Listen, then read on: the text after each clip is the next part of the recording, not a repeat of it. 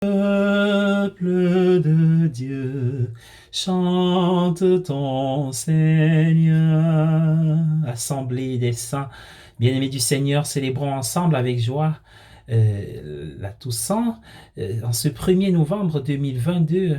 Au cœur de cette méditation, halte spirituelle pour la journée, pensons à tous nos saints patrons, à tous les défunts de nos familles que nous espérons joyeux dans la maison du Père.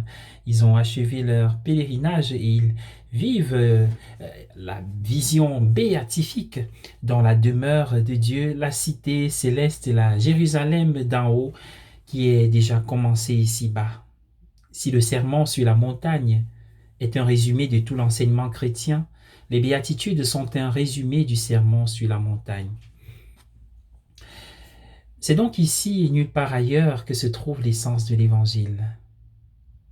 Si vous avez été à l'école à peu près à la même époque que voilà ceux qui peuvent être nos parents aujourd'hui, vous vous souvenez encore qu'il était question de tout mémoriser, des 40 questions et réponses du catéchisme sur les 10 commandements, etc. Oui, il y en avait 40, ce qui est commandé et ce qui est interdit par chacun des 10 commandements. Puis une série parallèle, ce qui est commandé et ce qui est interdit par chacun d'eux. Mais on n'a jamais dit ce qui était commandé, interdit ou même recommandé par les 8 béatitudes. Les 10 commandements sont des règles de base de la moralité, mais les béatitudes permettent de mesurer jusqu'où l'Évangile nous appelle à aimer. La moralité des 10 commandements est une moralité qui peut être mesurée. Il est possible de dire exactement où vous en êtes avec eux, en cochant ce que vous avez enfreint et le degré de la violation.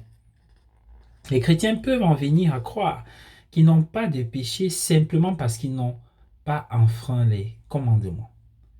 Mais la moralité des béatitudes est plus difficile à quantifier. À quel point êtes-vous pauvre en esprit? J'ai atteint mon but. Pouvons-nous le dire? Dans quelle mesure êtes-vous doux, gentil, miséricordieux? On ne peut jamais être moralisateur et vous ne pouvez jamais commencer à penser que vous êtes meilleur qu'un autre parce que vous ne pouvez pas vous comparer.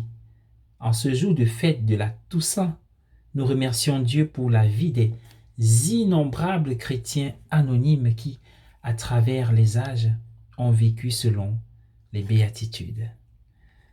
Assemblée des saints, peuple de Dieu, chante ton Seigneur.